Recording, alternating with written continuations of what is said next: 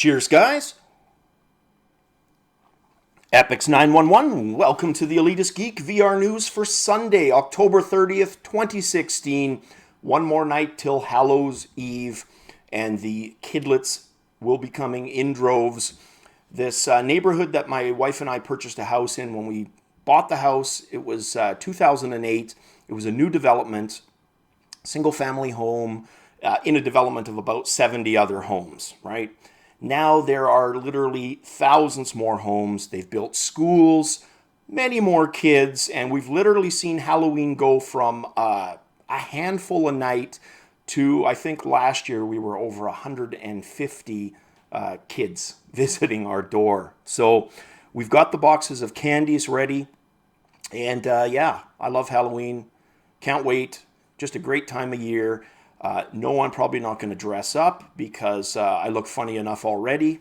So we'll just stick with my usual look. All right, so let's jump into VR, guys, and talk about Invisible. So Invisible was a 360 show I talked about the other day, and I indicated I was going to watch a few of the episodes. Well, I did watch a few of the episodes, and they were amazing, stunning. Now, what I mean by that is just the way they capture scenes is so different from traditional filming. And I'm going to be careful to not get into spoiler territory, but here's an example. There's a scene in a hospital room. You've got the protagonist in a hospital room. You've got family of the protagonist in a hallway, and then you've got the antagonist, this invisible creature person, coming down a hallway. They capture the 360 footage in such a way that you see all of that, plus all the reactions from everybody at the same time. You can watch it 3 different times, like on 3 different occasions, and get something different out of it each time. It really takes the concept of watching a movie you've seen before again to a whole new level. It's just amazing. There's another scene, again, I'll be careful about spoilers, where you are literally down at the victim's level, and that's all I'm going to say, and it's pretty haunting because, well, that's all I'm going to say. You're literally at the victim's level, and we'll just leave it there. Have a look. Like I said, they are not very long. The entire season is done in about 35 minutes. I watched 3 episodes. It was about 15 minutes worth.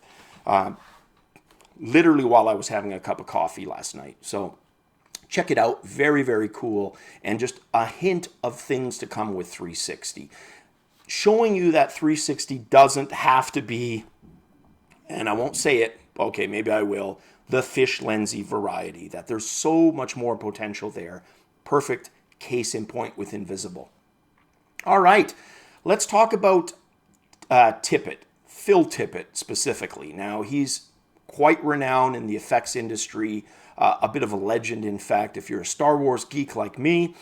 He's the man responsible for the holographic, famous Millennium Falcon chess battle scene with his stop-motion technique. And he's also famous not just for the other Star Wars movies, but stuff like Jurassic Park. In fact, Jurassic Park and Steven Spielberg basically gave him a whole second lease on special effects.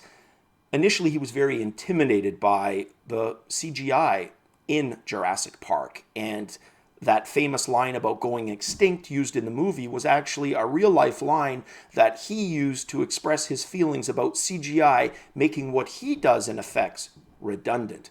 Only Spielberg didn't think so and said, no, try to infuse what you do with this.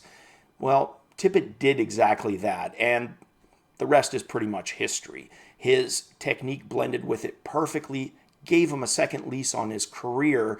In fact, one that he's never stopped kind of being at the forefront of.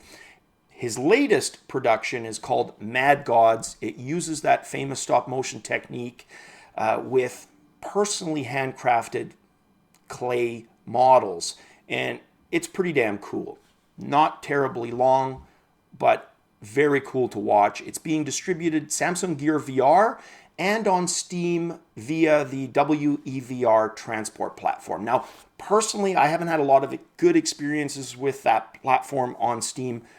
I'd prefer to watch it through Gear VR for that reason. But hey, if you haven't had any issues with it, check it out there. It gives you a lot more flexibility being able to watch it on Vive and Rift, of course. All right, next up, Facebook demos a Prisma-like augmented reality app for live video. Now, this thing is really cool.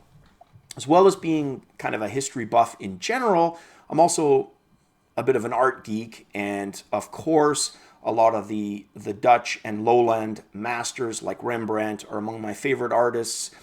What this technique does in real time, and it was demoed recently at the WSJD Live conference, but it's not going to be ready completely for probably another year or two yet, according to Chris Cox, who's Facebook's chief product officer. But what it can do is pretty amazing. And what they demoed was the ability with a live stream to superimpose an art style like Rembrandt's, so to have that look of the video change to that artist's style on the fly, which is pretty cool. So you can imagine that with Monet or other artists, and yeah, just very, very cool.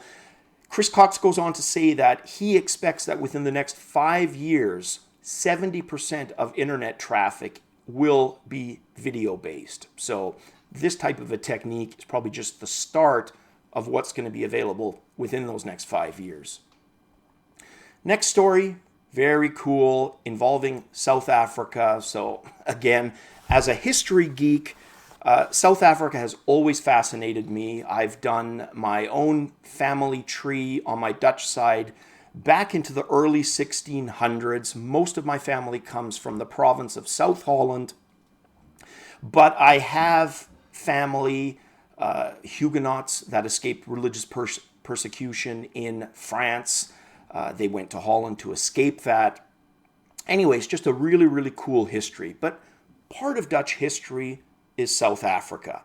And it's an amazing language, Afrikaans. If you speak Dutch, it sounds, at least to my ears, awesome. Because it's had an African influence, German, Portuguese, so many immigrants added to the language, including Africans themselves, Zulu, etc., that the modern day language, it's not perfectly intelligible to Dutch people, meaning Afrikaners can go really slang and it's a little harder to understand, but it's mostly mutually intelligible, right? I can understand for the most part what is being said, and it's the way it's said that just sounds awesome. Now, this actually ties into a VR story, which I'll get to in a second, but South Africa is making strides on increasing the reach and impact of virtual reality within South African society. Here's just one example. There is a chain, it's called the Spur franchise in Johannesburg. They've been offering thousands of free Google Cardboard units. But Neil Brandt, who's a producer with Fireworks Media, who this year launched Cyclops, which is going to be a subsidiary of Fireworks Media, focusing exclusively on VR and 360 productions within South Africa, i.e. South African native content, which will be really, really cool because to date, most of virtual reality has been anything but African. So to have that flavor in there, just very, very cool. Can't wait to see what they come up with. I will be following that and report on anything cool that comes out of that. All right. Now, this next news story. So I've mentioned kind of my flavor of music. I listen to everything. I'm not a huge country fan, but my favorites would be metal and electronic music, probably, right? Heavier metal, classic metal, and electronic, whether it's EBM, just whatever. I just love electronic music, Depeche Mode on, really, everything. Now, my parents, on the other hand, they were what I would call pretty square. So unfortunately, I'd love to be able to say that among their record collection was Sabbath, Deep Purple, Led Zeppelin, the Beatles, but no. My parents' record collection consisted of Demis Roussos, and if you're probably going, who? Trust me, you're not alone. But Demis Roussos, obscure Dutch pop bands to the rest of the world like Pussycat, and of course, ABBA, which is what this story is about. Now, that may not be my go-to music, but look, anytime I want to be nostalgic about my childhood, which was awesome, Saturday morning cartoons, etc., stuff that today's kids just don't even understand, I will take a song from that square record collection of my parents and instantly get transported back, right? Whether it's Damus or ABBA. But speaking of ABBA, they are actually going to do a reunion of sorts. It's more of a VR reunion. And what their hope is that they are going to be able to showcase ABBA at the height of their popularity. And this may not appeal to everybody, absolutely, I get that.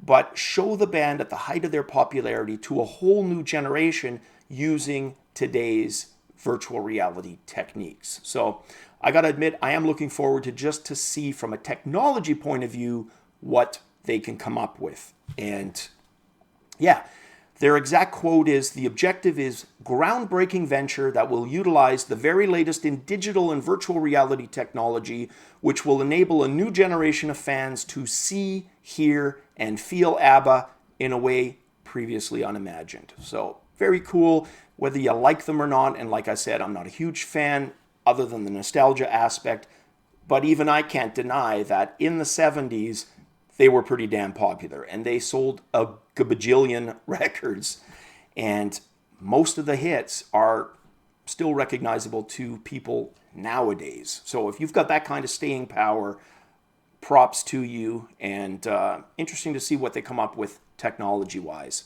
Next news story involves VR artists and their kind of trippy psychedelic take on Doctor Strange and the Dark Realm. So 3 artists, each specializing in a sanctum. And in the Doctor Strange Marvel universe, that was New York, London, and Hong Kong. So you've got artist Danny Bittman doing the New York side, Steve Teeple doing London, and Stuart Campbell, Hong Kong.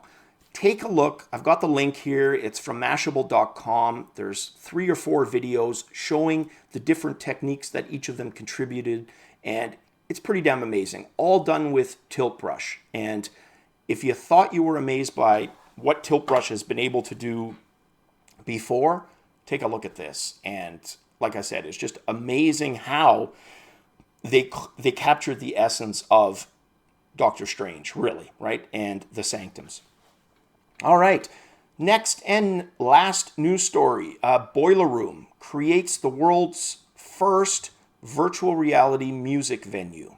And this is a BBC news story. Now, personally, my rave days are very far behind me, kind of like mid-90s to late 90s. And about 16 to 18 years removed from my last one. So kind of not up to anything to do with current raving at all. But what their hope is using 360 VR devices, they will be able to broadcast raves from around the world for you to feel like you're there enjoying them, right? So if it's in London and you're in New York, boom, you can be transported there. How they're going to pull that off, how realistic that's going to be, time will only tell. But it's interesting, and I'll probably check it out just from a technology point of view. But like I said, fully aware of my age, and those days are long gone. But they're called Boiler Room. They believe they will be ready by 2017 via Inception apps. So check that out. And they are also currently in discussions with a range of platforms and tech partners to make those videos more widely available than just via Inception apps. All right, guys, that is it for the news on this Sunday. Off to gaming and other things for me. Cheers as always, guys. Have an awesome one, and definitely catch you on the VR flip side.